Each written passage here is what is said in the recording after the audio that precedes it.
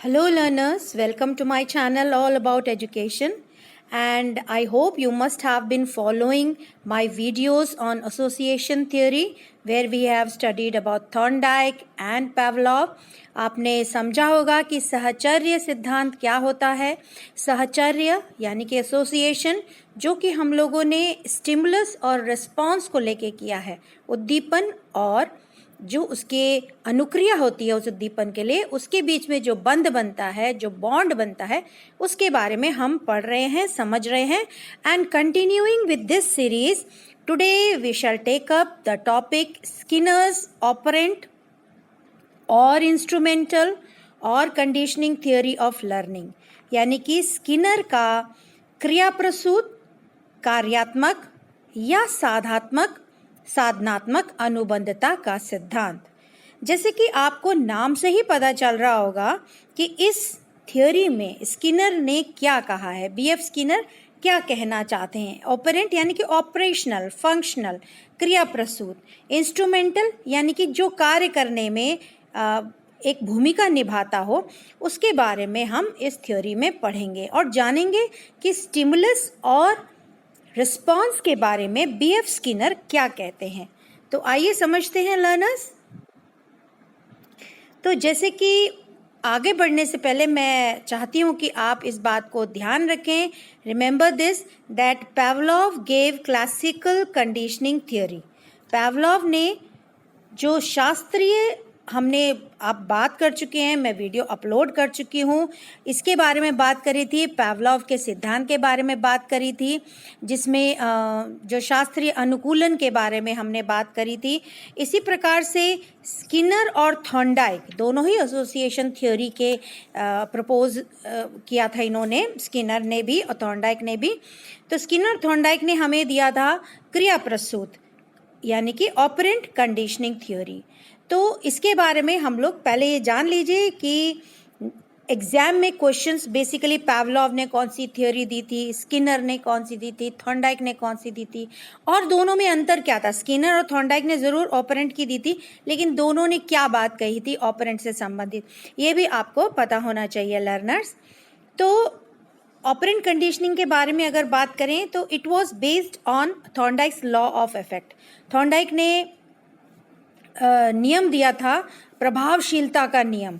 इसके बहुत सारे नियम उन्होंने दिए थे। लॉ ऑफ रेडीनेस दिया था, लॉ ऑफ एक्सरसाइज दिया था एंड लॉ ऑफ इफेक्ट दिया था।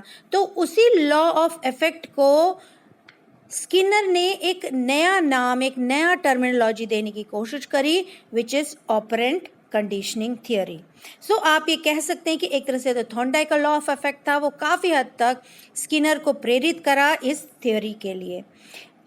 हम लोगों ने बहुत सारी अनुक्रियाएं देखी होंगी जिसमें हमारी इच्छा शामिल नहीं होती है, जहाँ पे हमारी इच्छा नहीं होती लेकिन खुद ब खुद हो जाता है।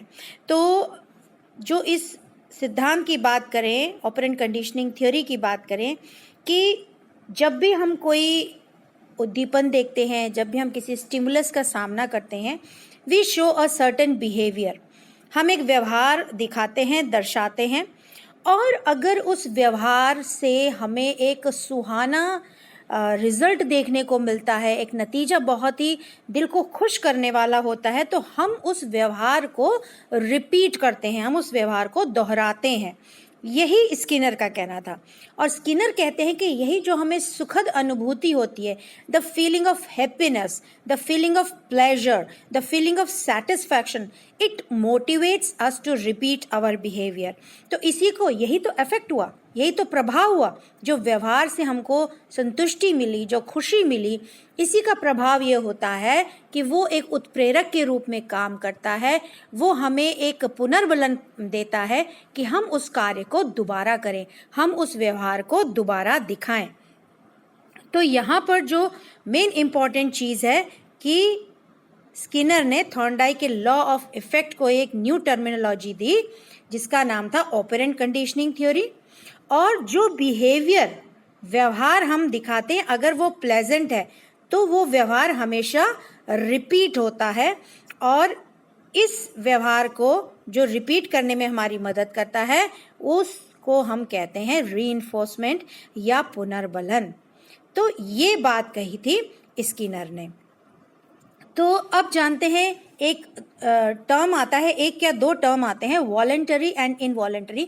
वॉलेंटरी अभी मैंने जैसे आपको बताया कि जिसमें हमारी इच्छा शामिल नहीं होती, जैसे जाने अनजाने हम पलक झपका लेते हैं, या हम अंधेरे कमरे में हैं तो एकदम से रोशनी में जाते हैं, या कोई हमारे आंखों में एकदम से टॉर्च की रोशनी डालता है तो वी क्लोज अवर आइज, हम एकदम से पलकें झपका लेते हैं, या आंखें मीच लेते हैं, या आंखें सिकोड़ लेते हैं, या जब आप मार्केट जाते हैं या कोई ऐसी शॉप से you go through a shop where you see sweets और समोसाज और रसगुल्लाज और pani puris etcetera, and the saliva is generated in your mouth start salivating. तो जब आपके मुंह में लार आने लगती है किसी स्वादिष्ट भोजन को देखकर, all these are responses which are I think done involuntarily। involuntarily मतलब जहाँ पे इच्छा हमारी शामिल नहीं होती है, अपने आप हो जाता है। ऐसी अनुक्रिया के प्रतिवादी अनुक्रिया कहते हैं। इस तरह की जो रिस्पॉन्स होती है which is involuntary response is known as elicited और रिस्पोंडेंट रिस्पॉन्स। ध्यान रखें लर्नर्स इस टर्म को कि जब कोई चीज involuntarily, that means without willingness, अपने आप हो जाता है, तो इसको एलिसिटेड और रिस्पोंडेड रिस्पॉन्स भी कहते हैं, और इसको टाइप एस बॉन्ड भी कहते हैं। जरूर इसको याद कर ले लर्नर्स। अब दूसरा आता है आपका वॉलंटरी, जहाँ पे इच्छा शामिल होती है, जहाँ पे हम चाहते हैं तभी वो रिस्पॉन्स होता है। जैसे कि मान लो टीचर ने कोई क्वेश्चन पूछा और आपको आंसर आता है, लेकिन आपकी इच्छा नहीं है उठ के आंसर देने की, you're not ready to respond to the teacher, maybe you don't like the teacher, maybe you're not in the state of mind to answer the teacher, to answer that question. So what you will do, you will just sit back, you will not answer, you will not get up to answer the question. तो हम क्या करते हैं, हम अपनी इच्छा से चुपचाप बैठे रहते हैं, हम जवाब नहीं देते हैं। इस तरह के रिस्पॉन्सेस को वॉलेंटरी रिस्पॉन्स कहते हैं। जैसे कि किसी बात का जवाब देना क्लासरूम में, अब मेरा मन थक गई हूँ मैं चलते चलते तो मैं बैठ जाऊंगी, लेकिन अगर मेरे को नहीं बैठना है तो मैं नहीं बैठूंगी। ये सारे जो रिस्पॉन्सेस होते हैं ये कहलाए जाते हैं एमिटेड रिस्पॉन्स और ऑपरेंट रिस्पॉन्स। इसको टाइप आर बॉन्ड भी कहते हैं, and these are all due to voluntarily being ready to respond. So I hope you must have understood what are voluntary and involuntary response. So अब हम आगे बढ़ते हैं कि जो एक्सपेरिमेंट थे, आपने बहुत सारी किताबों में स्किनर के एक्सपेरिमेंट देखे होंगे जो रैट पे किया था उन्होंने, but let me tell you learners, before doing experiment on rats he first did experiment on pigeon. Pigeon पे उन्होंने एक्सपेरिमेंट किया कि किस तरह से कि मोटिवेशन, किस तरह से रीइंफोर्समेंट, किस तरह से पुनर्बलन, प्रोत्साहन काम करता है लर्निंग में। सबसे पहला एक्सपेरिमेंट जो उन्होंने किया था वो पिजन पे किया था, और पिजन को उन्होंने क्या किया था, उन्होंने उनको पिंजड़े में बंद कर दिया। पिंजड़े में बंद करने के बाद उन्होंने क्या किया कि वहां पर एक कह सकते एक नली टाइप की थी जो उस पिंजड़े में जाती थी, और कबूतर बहुत भूखा हंगरी था तो कबूतर फुदकने लग गया इधर उधर, और इस क्रिया के दौरान उसने लीवर दबा दिया, जो वहां पे लीवर था। जैसे ही वो लीवर दबाता था उस नली से खाद्य पदार्थ या छोटे छोटे खाने के पैलेट्स, फूड पैलेट्स, या आप कह सकते हैं सीड्स वगैरह आ जाती थी, और कबूतर अपनी भूख मिटा लेता था। धीरे धीरे कबूतर सीख गया कि मैं लीवर दबाऊंगा, जो पहले एक्सीडेंटली हुआ था, अचानक से हुआ था, लेकिन अब वो सीख गया, उसके अंदर लर्निंग उत्पन्न हो गई। क्यों हो गई? क्योंकि मोटिवेशन के रूप में खाना आ रहा था, भोजन आ रहा था, बीज आ रहे थे, सीड्स आ रहे थे, फूड पैलेट्स आ रहे थे, और पिजन वो खा रहा था। तो इसकी इसी रीइंफोर्समेंट की वजह से the pigeon learned how to push the lever, and as soon as the pigeon pushed the lever the food pellets came in through that tube, और उसको वो खा लेता था। तो इस तरह से लर्निंग हुई। तो ये तो पिजन में था जिसमें उन्होंने रीइंफोर्समेंट के बारे में बात करी। ध्यान रखिएगा लर्नर्स, इसमें इन्होंने इस एक्सपेरिमेंट में रीइंफोर्समेंट का क्या रोल होता है इसके बारे में बात करी थी। अब आते हैं दूसरे एक्सपेरिमेंट में। जैसे कि आप देख सकते हैं यहाँ पर उन्होंने एक बॉक्स लिया और बॉक्स में भी उन्होंने यही किया। रेस्पॉन्डेड बिहेवियर की बात जैसे मैंने बताया वॉलेंटरी, वॉलेंटरी मतलब इच्छा से जब हम कोई व्यवहार करते हैं तो उसको हम रेस्पॉन्डेड बिहेवियर कहते हैं। और रेस्पॉन्डेड बिहेवियर यहाँ पे क्या था, to press the lever. So lever दबाना क्रिया प्रसूत अनुक्रिया थी और भोजन जो था वो पुनर्बलन था। जैसे आप समझ गए होंगे, to press the lever was responded behavior and food pellets was the reinforcement। तो इसको उन्होंने इस एक्सपेरिमेंट के द्वारा दर्शाया। उन्होंने एक बॉक्स लिया, एक केज लिया जिसको स्किनर बॉक्स उन्होंने कहा। यहां पर एक सिग्नल लाइट थी, सिग्नल लाइट ये है आपकी, इसको कहते हैं सिग्नल लाइट, जिसमें लाल लाइट जलती थी। ये आपका रैट था और यहाँ पे इस ट्यूब से फूड पैलेट्स गिरते थे जैसे ही वो लीवर को दबाता था चूहा। ठीक है, अब इस एक्सपेरिमेंट में पिजन वाले एक्सपेरिमेंट से क्या अलग था? इसमें जो मेन मुद्दा था वो था दर्शाना टू अवॉइड पनिशमेंट। पहले क्या था, फॉर रीइंफोर्समेंट, टू शो कि रीइंफोर्समेंट क्या रोल प्ले करता है, उसकी क्या भूमिका होती है पुनर्बलन की। यहाँ पे ये था कि सजा से बचने के लिए, कुछ नेगेटिव रीइंफोर्समेंट से बचने के लिए, प्रताड़ना से बचने के लिए यहाँ पर क्या किया गया, यहाँ पे ये एक्सपेरिमेंट दर्शाया गया। इसमें क्या किया गया कि चूहे को भूख लगी, चूहे ने क्या किया, लीवर पहले तो कूदा इधर उधर और फिर लीवर दबाया। जब उसने लीवर दबाया तो खाना नीचे आया। अब क्या हुआ कि आप देख रहे होंगे लर्नर्स, यहाँ पर एक ग्रिल टाइप का स्ट्रक्चर है। ये ग्रिल क्या है आपका, इलेक्ट्रिक ग्रिड है, यानी कि इसके थ्रू करंट दौड़ता था। तो जब खाना समझ में आने लग गया कि खाना मिल रहा है लीवर दबाने से, तो अब क्या किया गया, इसमें करंट दौड़ाया गया, इसमें करंट दौड़ाया गया। तो चूहा जो है जब करंट दौड़ाया जाता था तो उछलने लगता था, लेकिन जब करंट बंद होता था तो सिग्नल की लाइट जल जाती थी। थोड़ी देर बाद इसको चूहे ने लर्न कर लिया, the rat learned it that if the signal is red, that means the current is not flowing in the grid. Now when the rat understood this, the rat waited for the signal light and as soon as it turned red मतलब लाल बत्ती हुई, that means ये current बंद हो गया, तब वो क्या करता था, तब वो लीवर दबाता था और खाना नीचे आता था और खाना खाता था। सो अब वो क्या करने लग गया कि टू अवॉइड पनिशमेंट, सजा से बचने के लिए वो रेड लाइट का वेट करता था और तभी लीवर दबाता था, उससे पहले लीवर नहीं दबाता था। दैट मीन्स कि कई बार पनिशमेंट से बचने के लिए, सजा से बचने के लिए भी कार्य करते हैं। ये भी लोग सीख जाते हैं कि सजा से कैसे बचा जाए। जैसे होमवर्क होता है, तो कोई होमवर्क मिलता है स्कूल में और टीचर देखती है कि आपने होमवर्क नहीं किया है, तो बच्चे को कहती है कि चलो ये जो है 10 बार लिख के लाना। अब 10 बार लिखने में ज्यादा तकलीफ होगी, इसलिए उसको अवॉइड करने के लिए बच्चा सोचता है कि एक बार लिख लो, बच जाएंगे और 10 बार नहीं लिखना पड़ेगा। सो टू अवॉइड पनिशमेंट। या आपने देखा होगा स्कूलों में इंग्लिश स्पीकिंग कंपलसरी होती है। सो बच्चे जब हिंदी में बात करते हैं तो फाइन लिया जाता है। इस फाइन से बचने के लिए, चाहे वो गलत ही बोल रहे हों, they converse in English to avoid the punishment so that they do not have to pay the fine. So this is what is done, this is what is learned to avoid punishment। But कई बार क्या होता है कि punishment को avoid करने के लिए जो हम कार्य करते हैं, जब वो पनिशमेंट नहीं होती या वो स्थिति नहीं होती, then we again repeat those behaviours. So कई बार हम वो व्यवहार फिर से रिपीट करने लगेंगे। जैसे मैंने कहा, होमवर्क न करना, या अगर टीचर नहीं देख रहा है या मॉनिटर नहीं देख रहा है तो हिंदी में बात करना। सो इन दिस वे जब हम कोई कार्य करते हैं, इच्छा हो ना इच्छा हो, लेकिन पनिशमेंट है तो पनिशमेंट से बचने के लिए करते हैं। लेकिन वहीं अगर वो चीज़ नहीं है, कोई देख नहीं रहा है तो, और पता भी है पनिशमेंट के बारे में कोई बताएगा नहीं, तो चुपचाप हम वो कार्य भी कर लेते हैं। तो इसको उन्होंने चूहे में दर्शाया in the Skinner box. So again learners remember this, that Thorndike gave SR bond, stimulus response bond. Pavlov gave CSCR bond, जहां पे उन्होंने घंटी बजाई थी और सिर्फ घंटी बजाने पर ही कंडीशनड जो स्टिमुलस था उसी के एवज में जो डॉग था वो सलाइवेशन स्टार्ट हो जाता था, उसको उसके लार टपकने लगती थी, विच वॉज कंडीशनड रिस्पॉन्स। उन्होंने इसकी बात करी थी।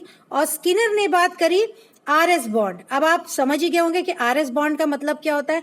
RS बॉन्ड का मतलब होता है कि जब हम कोई रिस्पॉन्स दिखाते हैं और हम देखते हैं कि वो हमें सेटिस्फैक्शन दे रहा है, वो हमें प्लेजेंट्रीज प्रदान कर रहा है, वी आर हैप्पी, हम संतुष्ट हैं, हमें खुशी महसूस हो रही है, सुकून मिल रहा है, तो वो हमारे लिए स्टिमुलस का कार्य करता है और उसकी वजह से हम लर्निंग करते हैं। तो यहाँ पर RS बॉन्ड की बात करी थी। Please learners learn this. Thorndike gave SR, Pavlov gave CSCR and Skinner gave RS bond theory. So I hope you must have understood this and always remember for your exam point of view. Now let us understand what are the components of operant conditioning process. यानी कि क्रिया प्रसूत अनुबंधन की प्रक्रिया में कौन कौन से घटक या तत्व आते हैं।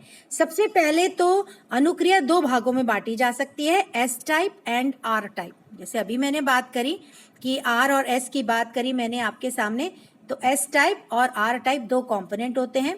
इसके अलावा पुनर्बलन की इन्होंने बात करी, रीइंफोर्समेंट की बात करी। जैसे मैंने बताया R, अगर R है तो वो रीइंफोर्समेंट हमारे लिए स्टिमुलस का काम करती है, ये हमें रीइंफोर्समेंट का काम करती है जो हमें सेटिस्फैक्टरी एक्सपीरियंस होता है, व्हेन वी आर सेटिस्फाइड, जब हमें एक संतोषजनक अनुभव होता है, जब एक जीव को कोई अनुक्रिया करने पर सुखद एवं संतोषजनक अनुभव होता है तो वो उस क्रिया को दोहराता है, उस बिहेवियर को दोहराता है और उसकी दोहराने की इच्छा भी होती है। जैसे कि लीवर को दबाने से भोजन मिलना, तो जब उसको पता है लीवर दबाने से भोजन मिलता है तो वो बार बार लीवर दबाएगा और भोजन प्राप्त करेगा। Now next is the schedule of reinforcement, कि कब कब रीइंफोर्समेंट देना चाहिए। अब यहाँ पर देखेंगे, आप बात करी हुई है कि कब कब रीइंफोर्समेंट दिया जाता है। या तो आप कंटिन्यूअस दे सकते हैं, लगातार दे सकते हैं, सतत या नियमित अनुसूची पुनर्बलन। प्रत्येक सही अनुक्रिया के पश्चात पुनर्बलन दिया जाता है। जैसे कि चूहे ने लीवर दबाया, खाना मिला, लीवर दबाया, खाना मिला, तो ये कंटिन्यूअस शेड्यूल ऑफ रीइंफोर्समेंट हो गया, यानी कि सतत पुनर्बलन की अनुसूची हो गई। दूसरा आपका आता है पार्शियल और इंटरमिटेंट शेड्यूल, आंशिक या विरामी अनुसूची, पुनर्बलन की अनुसूची। इसमें पुनर्बलन कभी भी दिया जाता है या फिर रोक दिया जाता है। इंटरमिटेंट, आप लोगों ने सुना होगा, एक टर्म आजकल बहुत चल रहा है, इंटरमिटेंट फास्टिंग। इंटरमिटेंट फास्टिंग में क्या होता है, खाना जैसे हम लोग यूजुअली ब्रेकफास्ट, लंच और डिनर लेते हैं, लेकिन आजकल एक नया जो वेट लॉस करते हैं या जो कम खाना चाहते हैं या जो जिम वगैरह करते हैं तो इंटरमिटेंट फास्टिंग करते हैं, जिसमें ब्रेकफास्ट काफ़ी देर बाद करते हैं, लंच भी देर से करते हैं, डिनर स्किप कर देते हैं। तो इंटरमिटेंट यानी कि कभी भी कोई चीज़ रोक दी जा सकती है या दी जा सकती है। तो पुनर्बलन कभी भी और कहीं भी रोक दिया जाता है या दिया जाता है। तो the second one is partial और इंटरमिटेंट, यानी कि आंशिक या विरामी अनुसूची। Then next one is intermittent को फिर से डिवाइड किया गया है अलग अलग पार्ट्स में, कैटेगरीज में, जिसमें है interval schedule, fixed interval schedule, fixed ratio schedule. Interval schedule में क्या है, गिवन एट सेट टाइम, पुनर्बलन देने की व्यवस्था थोड़ी थोड़ी देर बाद होती है। इसमें समय अवधि महत्वपूर्ण होती है। जो इंटरवल ऑफ टाइम होता है it is fixed interval schedule में after regular time to time. और फिक्स्ड इंटरवल में क्या होता है, पुनर्बलन देने का निश्चित समय होता है कि सुबह ही सुबह देंगे, शाम को नहीं देंगे। सो इंटरवल में रेगुलर इंटरवल्स पर यानी कि रेगुलर समय अवधि पर दिया जाता है और इसका एक टाइम सेट होता है फिक्स्ड इंटरवल में। और थर्ड आपका है फिक्स्ड रेशियो, यानी कि निश्चित अनुपात अनुसूची। इसमें कुछ निश्चित सही अनुक्रिया के बाद पुनर्बलन दिया जाता है, जैसे कि 4 बार सही अनुक्रिया के बाद पुनर्बलन दिया जाए। यहाँ पर डिपेंड करता है कि उसकी कार्य कुशलता कैसी होती है, फंक्शनैलिटी कैसी होती है, ऑपरेशनल कैसे है वर्क, सो उसी के अकॉर्डिंग पुनर्बलन दिया जाता है। फिक्स्ड रेशियो में दिया जाता है कि इतना ही दिया जाएगा, इससे ज्यादा नहीं दिया जाएगा। फिर फोर्थ आपका जो कंपोनेंट है अंतर्नोद, ड्राइव, यानी कि कार्य करने की कितनी इच्छा शक्ति है। स्किनर के अनुसार क्रिया प्रसूत अनुक्रिया करने के लिए उसके भीतर ड्राइव होना बहुत जरूरी है। अंतर्नोद होना आवश्यक है। अंतर्नोद या ड्राइव का अर्थ होता है किसी कार्य को करने के लिए प्रबल प्रेरणा का होना।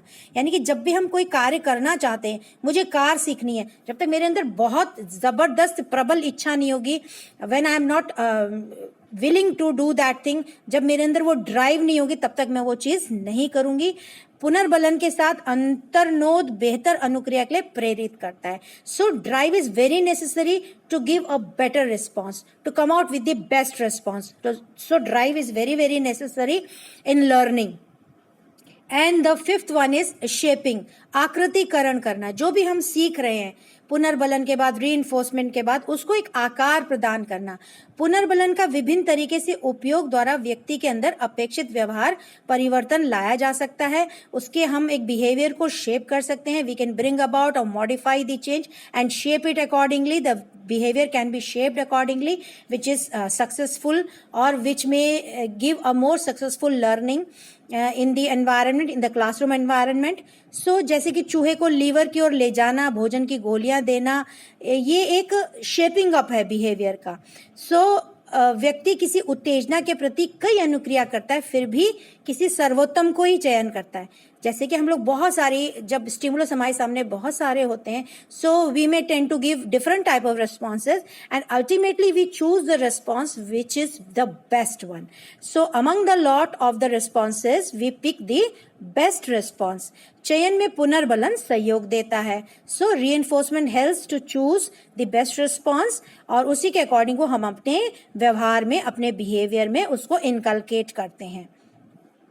जैसे शेर को देखकर लगभग सभी एक जैसी अनुक्रिया करते हैं, जैसे डर जाना या घबराहट हो जाना। तो ये जो है, ये हमारे बिहेवियर में आ चुका है। जो जंगल में पलते बढ़ते हैं वो समझ जाते हैं कि उनका बिहेवियर क्या होना है। जो घर में है हमें बताया, शेप किया जाता है हमारा behaviour. So we select our behaviour accordingly depending on the responses we give. So these were the components, and the most important thing which is asked in exams is the theory of reinforcement, जिसके लिए जाना जाता है। जैसे Thorndike को law of readiness, law of exercise and law of effect के लिए जाना जाता है, उसी तरह से बीएफ स्किनर को थियोरी ऑफ रीइंफोर्समेंट के लिए जाना जाता है। Whenever an organism feels satisfaction, वो जो satisfaction है, it motivates the person or the animal to repeat that activity, and this motivation is known as reinforcement. इसी को reinforcement कहा जाता है। इसलिए स्किनर की थ्योरी को पुनर्बलन का सिद्धांत या थियोरी ऑफ रीइंफोर्समेंट भी कहते हैं। अब यहाँ पर हम बात करेंगे दो तरह की क्लासिफिकेशन की या कैटेगराइजेशन की। Reinforcement can be of two types, primary reinforcers and secondary reinforcers, यानी कि प्राथमिक व द्वितीय। इसमें जो हम रीइंफोर्समेंट की बात करेंगे, ये अलग अलग टाइप के रीइंफोर्समेंट आपने अपने देखे होंगे अपने चारों तरफ।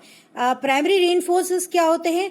वो जो हमारे अनुक्रिया को, रिस्पॉन्सेस को, ये रिस्पॉन्स करने की पॉसिबिलिटी को बढ़ाते हैं, और ये यूजुअली बायोलॉजिकल होती हैं। बायोलॉजिकल मतलब जैविक होती हैं, हमारे आंतरिक रूप से उजागर होती हैं, डेवलप होती हैं या दिखाई देती हैं। जैसे कि भूख लगने पर खाना खाना, पानी, प्यास लगने पर पानी। ये हमारे लिए, जैसे कि गर्मियां हैं, आप कहीं भी खड़े हैं और आपको पानी दिख जाता है, तो वो आपके लिए एक रीइंफोर्सर का काम करता है, पुनर्बलन का काम करता है। और आप पानी पीना चाहते हैं और आपने मान लो, या आपने शरबत पी लिया या गन्ने का जूस पी लिया, आपने पिया तो आपको सेटिस्फैक्शन हुआ, आपको अच्छा लगा, आपको गर्मी से निजात मिली, you are feeling good, you are feeling better, you are able to beat the heat of the summers. What will you do? आप क्या करेंगे? आप चाहेंगे कि मेरे को एक और गिलास मिल जाए पीने का, तो आप फिर से पिएंगे। सो ये प्राइमरी रीइंफोर्सर्स होते हैं, यूजुअली ये बायोलॉजिकल होते हैं। सेकेंडरी रीइंफोर्सर्स बाहर के होते हैं, बाह्य होते हैं, एक्सटर्नल होते हैं, जो धीरे धीरे अनुभव के साथ, एक्सपीरियंस के साथ इनकी वैल्यू पॉजिटिव हो जाती है, हमारे लिए सकारात्मक मूल्य के हो जाते हैं। जैसे कि हम अच्छा काम करते हैं तो हमें कोई अवार्ड मिलता है, या किसी कार्य के लिए हमको पैसे मिलते हैं, तो मॉनेटरी गेन्स है, रिवॉर्ड्स है, अप्रेजल है, ये अप्रिसिएशन है, ये जब हमको मिलता है तो हम उस कार्य को करने के लिए बार बार अपने मन को रिपीट करने के लिए तैयार करते हैं. We try to repeat that behaviour, that doing of work और doing that activity and so on. So reinforcer दो तरह के होते हैं. आशा है आपको ये समझ में आया होगा. अब हम बात करते हैं पनिशमेंट की या सजा की, जो कि अपोजिट ऑफ रीइंफोर्समेंट होता है. सजा हमेशा नेगेटिव होती है, इसलिए पनिशमेंट के बारे में यूजुअली टीचिंग के दौरान या टीचर ट्रेनिंग के दौरान इसको इग्नोर करने को कहा जाता है, इसको अवॉइड करने को कहा जाता है, उसको ना देने की एक प्रपोजल रहता है कि पनिशमेंट ना दिया जाए. So it is design to weaken और एलिमिनेट अ रिस्पॉन्स. पनिशमेंट तब दिया जाता है जब आप चाहते हैं कि बच्चा वो अनुक्रिया न करे. जैसे कि आप क्लास में प्रश्न पूछ रहे हैं, क्लास में आपको क्लास मैनेजमेंट देखना है और बच्चा बार बार खड़ा हो जाता है और सीट से बाहर आ जाता है चिल्लाते हुए कि मैम मैं आंसर करूँ, मैं आंसर करूँ. तो आप क्या करते हो, उसको पनिशमेंट देते हो. पनिशमेंट कैसे भी हो सकती है. आप क्या करते हो कि आप उससे आंसर नहीं पूछते हो या उसको कहते हो थोड़ी देर खड़े रहो. तो उससे क्या होता है, अगली बार वो रिस्पॉन्स नहीं देगा. इस तरह से इसको हम वीक कर देते हैं या एलिमिनेट कर देते हैं. और इसको हम कई तरह से दे सकते हैं. It can be positive punishment या अनप्लेजेंट स्टिमुलस या नेगेटिव पनिशमेंट, रिमूविंग, रिवॉर्डिंग और पॉजिटिव स्टिमुलस. देखिए इसको दो तरह से आप समझिए कि बच्चे को आप क्लास से बाहर कर सकते हैं या उसको खड़ा रख सकते हैं कि तुम ऐसे ही खड़े रहो सीट के बाहर, या हम इसको रिमूविंग, रिवॉर्डिंग यानी कि उससे हम प्रश्न ही ना पूछें, उससे हम आंसर ही ना पूछें. थोड़े दिनों में वो समझ जाएगा कि my behaviour is not appropriate in the classroom of this teacher, so I need not jump और walk away from my seat, I should just raise my hand. मुझे सिर्फ हाथ उठाना चाहिए और आंसर देना चाहिए. सो ये दो तरीके से हम पनिशमेंट दे सकते हैं बच्चे को, जिससे कि वो गलत बिहेवियर ना शो करे या ख़त्म हो जाए उसका वो गलत behaviour. So this is a punishment. I hope you must have understood what B.F. Skinner wanted to tell through his operant conditioning theory and what is theory of reinforcement. Keep on watching my videos, and if you like it, just tap the like button, share it with your friends, and do subscribe to my channel if you have not done so. Thank you for watching.